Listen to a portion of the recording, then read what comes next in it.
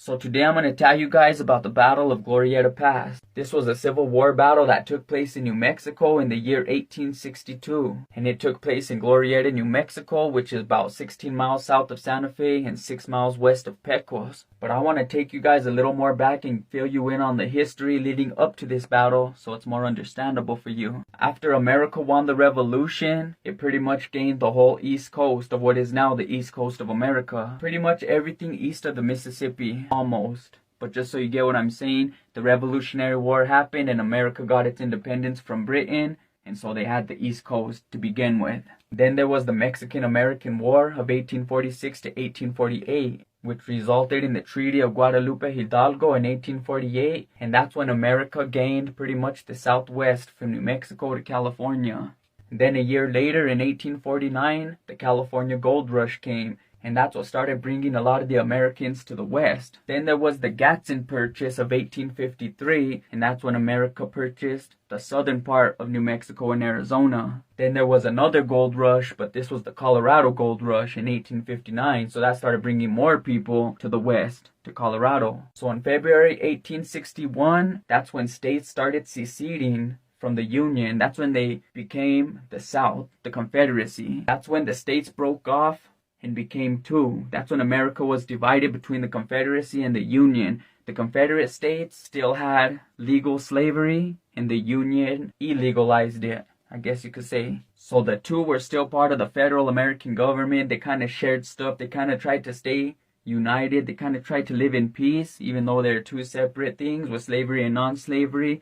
But all the other issues were just too strong, and it only lasted 2 months. And in April, the Civil War began. So the Civil War started April 12, 1861. So at this time, New Mexico is just a territory, but it consisted of what is now New Mexico and Arizona. And the difference between a state and a territory is that a territory has to qualify with a certain population and a certain amount of things that they have to qualify to become a state. So it's a territory before it could become a state, because it has to qualify to become a state.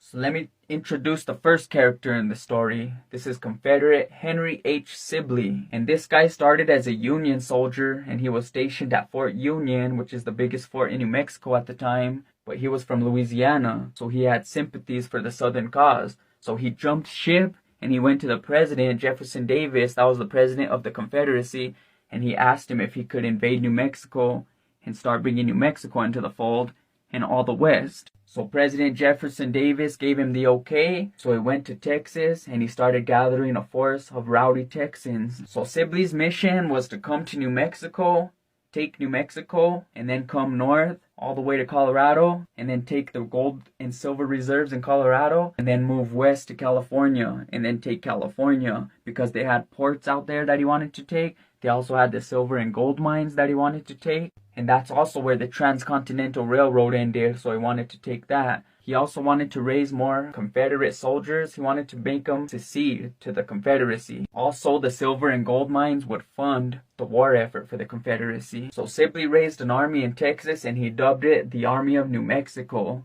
So in early 1862, he raised about 2,500 troops, and that was the Army of New Mexico. So the Confederacy marched into New Mexico, and they took an abandoned fort that was in Mesilla, and they planted their Confederate flag there, and they cut the New Mexico territory in half.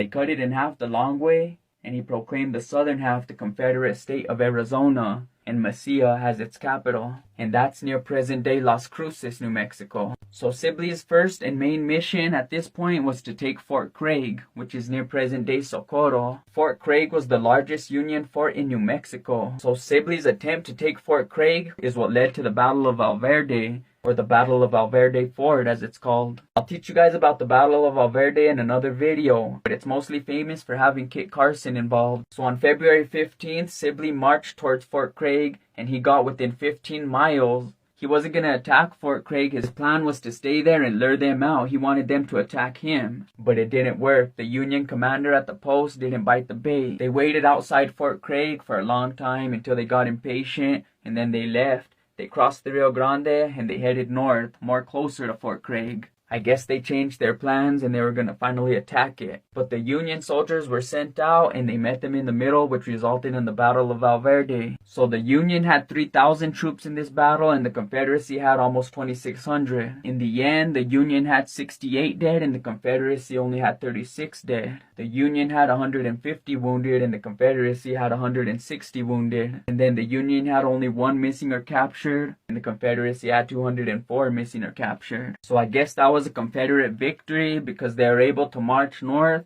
and take Fort Marcy, which is in Santa Fe, New Mexico. And the reason Fort Marcy was taken is because the governor heard about the Union defeat and he took the remaining troops he had and fled to Fort Union. So when Sibley got there, it was abandoned. So he took it. He took all the stuff that was there, which was probably just a little bit while the governor leave all kinds of stuff. So the leader of the Union forces was a guy named Colonel Edward Canby. Canby settled down. He was waiting for reinforcements at Fort Craig, and Sibley left Fort Marcy and went to Albuquerque. There was an abandoned storehouse that he found, raided, looted, and settled down there. So during the Battle of Valverde, Colorado lost a whole company to the Confederacy. So when they heard about this, they were mad, and all the Coloradans were signing up to go fight. So the leader of these Coloradans was a lawyer named Colonel John P. Slough, and he led his rowdy group of Colorado volunteers to Fort Union. So there was a Confederate Major, Charles L. Pyron, who was stationed at Fort Marcy in Santa Fe, and when he heard about the rowdy Coloradoans getting to Fort Union,